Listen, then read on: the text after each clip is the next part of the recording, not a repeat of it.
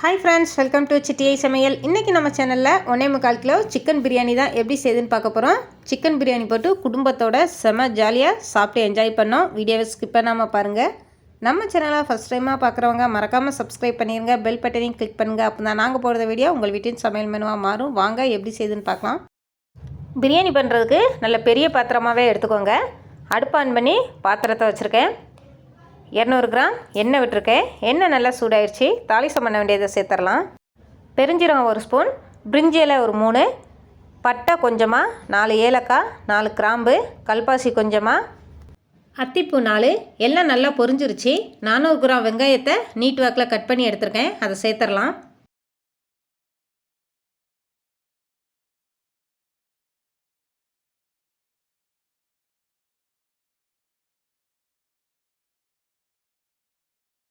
வெங்காயத்தை நல்லா பொன்னிறமாக வதக்கிடலாம்.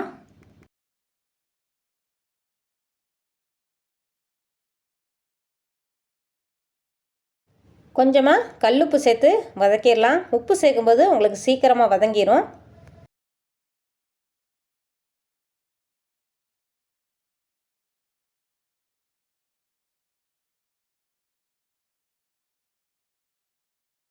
வெங்காயம் நல்லா வதங்கிருச்சு. தக்காளி 400 கிராம் நீட் வாக்கில் கட் பண்ணி எடுத்துருக்கேன். அதையும் சேர்த்துடலாம். தக்காளி வதக்கும் போதே ஒரு கைப்பிடி அளவு உப்பு சேர்த்து நல்லா வதக்கிடலாம். தக்காளியும் நல்லா வதங்கிடணும். எந்த அளவுக்கு வதக்குறோமோ அந்த அளவுக்கு பிரியாணி நல்லா டேஸ்ட்டாக இருக்கும்.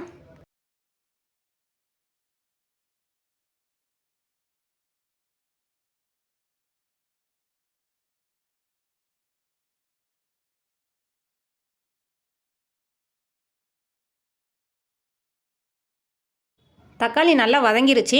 இஞ்சி பூண்டு பேஸ்ட்டு சேர்த்துடலாம். 25 கிராம் இஞ்சி, 25 கிராம் பூண்டு ரெண்டையும் ஒன்றா சேர்த்து மிக்சியில் நல்லா விழுதாக அரைச்சி எடுத்துருக்கேன். அதை சேர்த்துடலாம்.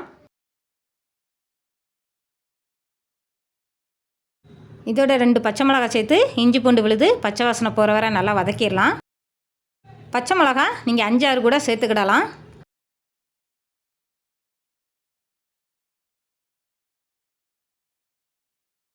எல்லாம் சேர்த்து நல்லா வதக்கியாச்சு. இப்போ மசாலா சேர்த்துடலாம். Chicken masala 25 gram, chicken 65 masala 25 gram, மஞ்சப்பொடி 1 ஸ்பூன் சேர்த்து நல்லா கலந்து விட்டுடலாம்.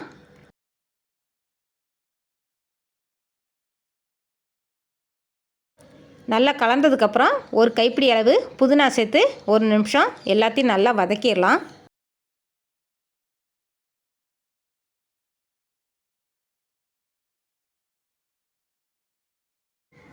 வதக்கும்போது மசாலா அடி பிடிச்சிடக்கூடாது.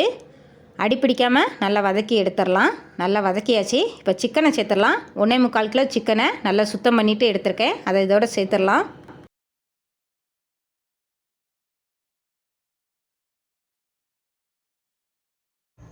சிக்கனோட மசாலாவை நல்லா கலந்து விட்டுடலாம். கலந்து விட்டுட்டு லெமனை சேர்த்துடலாம். ஒரு லெமன் எடுத்துருக்கேன். லெமனை கட் பண்ணி விதையெல்லாம் எடுத்துட்டு லெமன் ஜூஸை மட்டும் இதில் சேர்த்துடலாம்.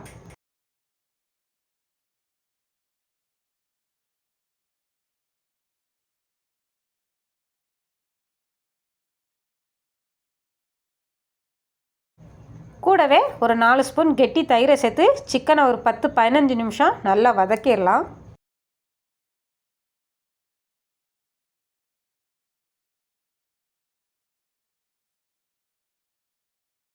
நல்லா வதக்கியாச்சு.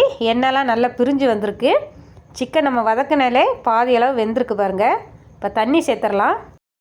1.25 கிலோ பாஸ்மதி அரிசியை சுத்தம் பண்ணிவிட்டு அரை மணி நேரமாக ஊற வச்சுருக்கேன்.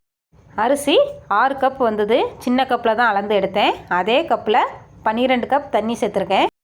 எந்த கப்பில் அரிசி அளந்து எடுக்கிறீங்களோ அதே கப்பில் தண்ணி அளந்து எடுத்திங்கன்னா கரெக்டாக இருக்கும். 1க்கு 2 மடங்கு தண்ணி சேர்த்துருக்கேன். தண்ணி சேர்த்து நல்லா கலந்து விட்டு உப்பு காரம்லாம் கரெக்டாக இருக்கான்னு பார்த்து கொதிக்க விட்டுடலாம். உப்பு காரம்லாம் கரெக்டாக இருக்குது. கொதி வரட்டும். மூடி போட்டு வெயிட் பண்ணலாம். உப்பு காரம் தேவைன்னா நீங்கள் சேர்த்துக்கிடலாம். எனக்கு உப்பு காரம் கரெக்டாக இருக்கிறதுனால நான் எதுவும் சேர்க்கலை. மூடியை ஓப்பன் பண்ணிவிட்டேன். நல்லா கொதி வந்துருச்சு. கலந்து விட்டுடலாம். நல்லா கொதி வந்ததுக்கப்புறம் தான் நம்ம அரிசியை சேர்க்கணும். தண்ணியில் கொஞ்சம் உப்பு தூக்கலாக இருந்தால் சாப்பாட்டுக்கு உப்பு கரெக்டாக இருக்கும். அரிசியை சேர்த்துடலாம். அரிசியை சேர்க்குறதுக்கு முன்னாடி உப்பு காரம்லாம் கரெக்டாக இருக்கான்னு பார்த்துட்டு அரிசியை சேர்த்துடலாம். அரிசியை மொத்தமாக சேர்த்துறாம பாத்திரத்தில் எல்லா பக்கமும் படுத மாரி கொஞ்சம் கொஞ்சமாக சேர்த்துடலாம்.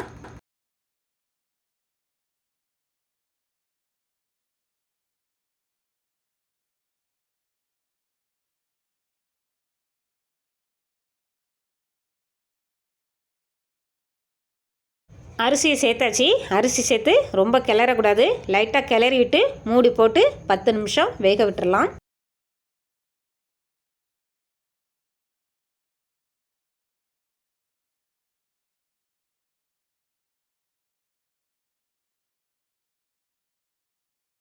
பத்து நிமிஷம் ஆயிடுச்சு. ஓப்பன் பண்ணிடலாம். ஓப்பன் பண்ணதும் பிரியாணி வாசனை செமையாக இருக்குது. சாப்பாட்டில் தண்ணிலாம் இல்லை, சாதம் நல்லா வெந்திருக்கு. தண்ணியோட அளவு கரெக்டாக வச்சா நமக்கு பிரியாணி கரெக்டாக வந்துடும். லைட்டாக கலந்து விட்டுறலாம். கலந்து விடும்போது சாதம் உடஞ்சிடக்கூடாது.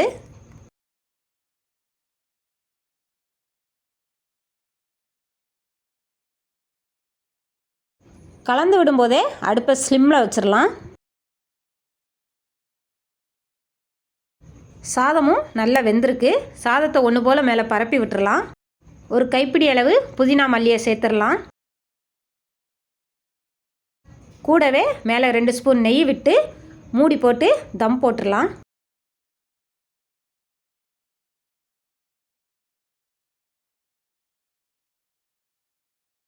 மூடி போட்டாச்சு. ஒரு கனமான பாத்திரத்தில் கொதிக்கிற தண்ணியை விட்டு வெயிட்டுக்காண்டி மேலே அதை வச்சிடலாம். வெயிட்டான பாத்திரம் இல்லை, கல் கூட நீங்கள் மேலே வைக்கலாம்.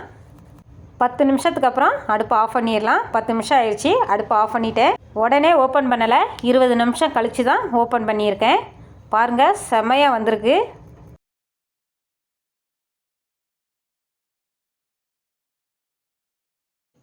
உடையாமல் லைட்டாக கலந்து விட்டுறலாம். சாதம் நல்லா உதிரியாக வந்திருக்கு.